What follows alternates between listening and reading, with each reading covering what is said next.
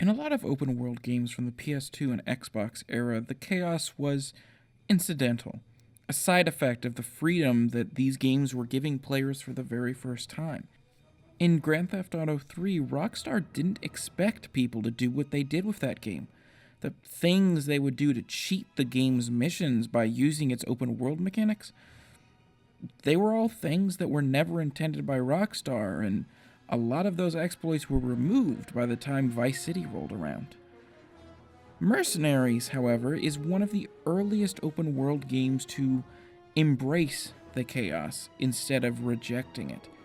It delights in your ability to do whatever it is you want, blow up whatever you want, exploit missions however you want within the game's systems.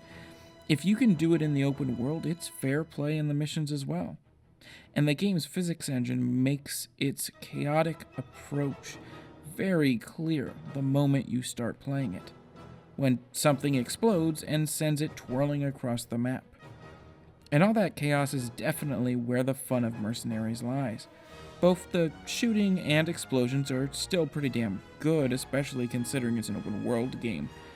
But the problem with this game is the downtime, especially in the early game before you get any sort of aircraft.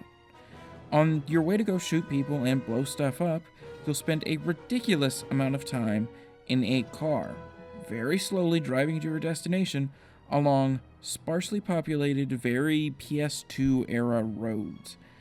And the cars also tend to bounce all over the place if you're not careful, courtesy of the game's ridiculous physics model. At its core, Mercenaries is appropriately all about making and spending money, just like a real mercenary. You'll make money by capturing or killing high priority enemies, or performing tasks for the game's various factions. There are 4 main factions in the game, and as you progress through their missions, you'll also work your way up the game's primary method for progression, the Deck of 52. Different high-ranking military officials that you can capture and kill, all the way up to the head honcho of the whole operation. The money you get, you can spend on just about anything you can imagine as long as you've unlocked it. So, as time goes on, the game becomes progressively more fun, as you unlock the ability to do significantly cooler and more useful things with your money. A quick and simple phone call can get you just about anything in this game, from an airdropped ammo resupply to a tank, and it's beautiful.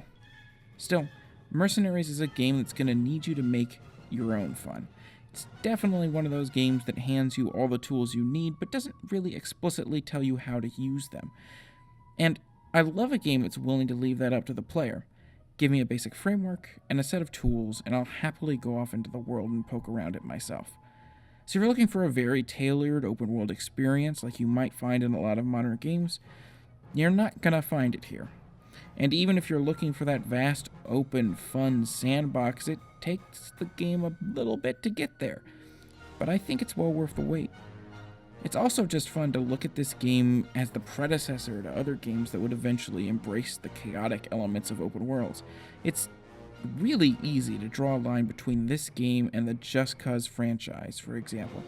And I think the Just Cause games have taken this formula to its logical conclusion. In a way that makes Mercenaries kind of an odd relic, but it still has just enough of its own feel to make it worth checking out on its own merits.